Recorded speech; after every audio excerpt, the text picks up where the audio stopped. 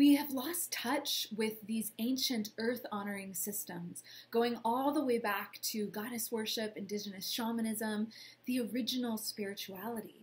And instead, we've bought into this modern-day patriarchal system that has really suppressed these sacred ways and this remembrance of who we are, and that we are connected to all, to this great web of life, that we are nature, that we are the earth, that our body is in her and she is in us.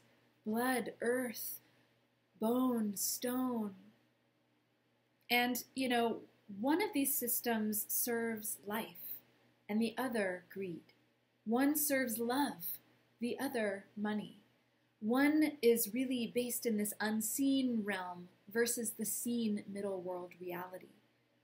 Trusting in what we might not be able to see.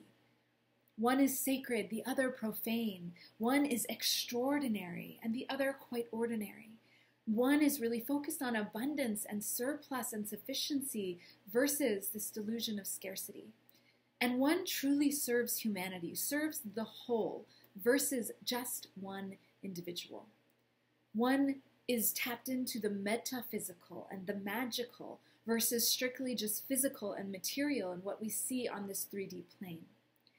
And one is truly connected, interconnected, and interdependent on all life, versus this delusion of separateness.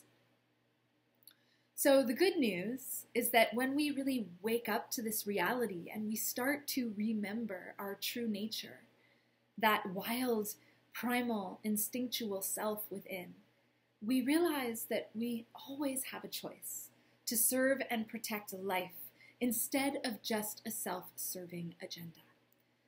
That we're here for the we instead of the just me. That there's an I in illness and a we in wellness. So instead of just asking, how can I personally prosper and achieve abundance? We must ask now, what will be for the nourishment and benefit of all beings? Because we're on this planet to give, not to just get, gimme, gimme, gimme, whatever I can get. We're here to love and be the presence of love itself. As Stephen Jenkinson asks, can you show up in your life needed instead of needy? Really tapping into how can I serve with my unique medicine and soul sparkle to receive the financial nourishment I need and desire to thrive. So I ask you now to imagine that instead of money, the most familiar currency was love. That it trumped all others and came first above all other human exchanges. Because the words currency and current come from the Latin currere, meaning to flow or to run like a river. And currency is also the act of being accepted, passed, and circulated from person to person. It's a medium of exchange that flows between people. And it was only in 1699 that the meaning of the word began to include circulation of money. Before that, it just meant a condition of flowing.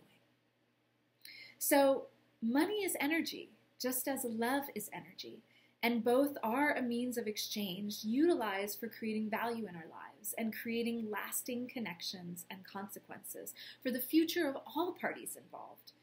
With both, our aim is really to be in the flow of giving and receiving, what I like to call our love currency, like the ocean tides rolling in and out of the shoreline, like the infinity loop swirling in and back and around, continuously, never ceasing. And there's no better teacher of this powerful cycle of giving and receiving than our Earth Mother and her profound abundance. But the more we take from our planet, what's happening is the poorer and more homeless we become. Day Shildrake talks about that in his Morning Altars book. And Charles Eisenstein also said the more you give, the richer you are, which is the opposite of the money culture. How can we tap back into the heart, where not everything can be bought and sold? That older story known and lived by our ancestors, where we're in a reciprocal relationship with the earth and with all beings here on earth, and that our value is beyond price. We are all deeply worthy just for being here. So how can we start to give and pass on our gift of life, our medicine, to the next 7 generations? Because in a way, we have an obligation to show up in our fullness now for the greater good. We have that obligation to add our stroke, our unique stroke, to the cosmic masterpiece, or else it will be lost forever. Just consider that. So, how did we get so removed from the natural world?